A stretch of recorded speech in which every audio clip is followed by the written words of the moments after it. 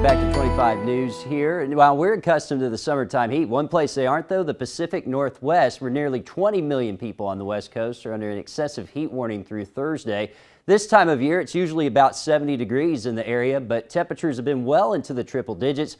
112 in Portland and 104 in Seattle Sunday, both of which are records. The heat is causing power outages in Washington and Oregon, and they're going to be dealing with it once again today with that high pressure that is in place in the upper levels of the atmosphere. Look at all the excessive heat warnings in place there from Seattle down through Portland, Spokane, western sides of Idaho, and into California. They're going to be shooting towards 115 today in Portland and 105 in Seattle. Already yesterday, they set a record for the hottest temperature ever occurring in Canada at 116, and we're going to try to rival it again as that heat dome continues to stay in place out there.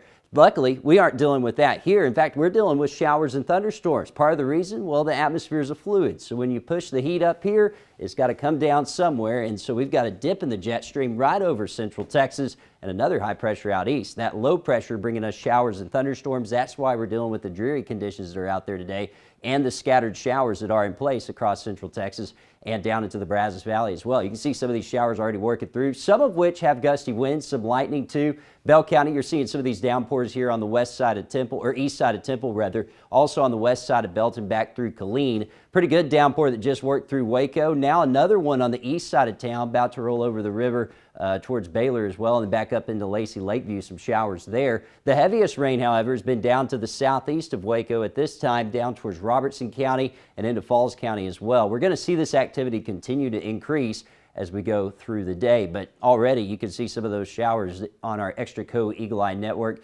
78 in Waco, 76 in Killeen, and the humidity on the high side. It's going to be a humid day, but thankfully cooler than where we should be this time of year. 78 in Waco right now, 75 in Temple, and 74 in Killeen. Where it hasn't rained though, lower 80s towards Goldthwaite and San Saba, and through the rest of the afternoon we're going to see those rain chances go up and also the temperatures go up a bit. At most, we'll feel like it's 90 degrees. That's pretty nice for July. Now, we'll keep the shower and thunderstorm activity going through the afternoon. It won't be a washout, but you will see off and on showers and thunderstorms. At times, some heavy rainfall, maybe some gusty winds as well. But the good news is the severe threat will stay low. Can't rule out some street flooding, so we'll have to watch for that. Tomorrow, we'll do it all over again with another surge of moisture from the southeast and about a 50 to 60% chance of rain. I think the coverage will be a little bit lower tomorrow, but still, you need to have that umbrella handy as we go into tomorrow too. With the rain out there today, we're only going to be able to climb into the mid 80s, and that's 10 degrees lower than we should be this time of year. Normally should be at 95. Then tonight we dip down into the 70s, and we'll continue that cool pattern into tomorrow too. So that big heat out west is going to pivot to the north.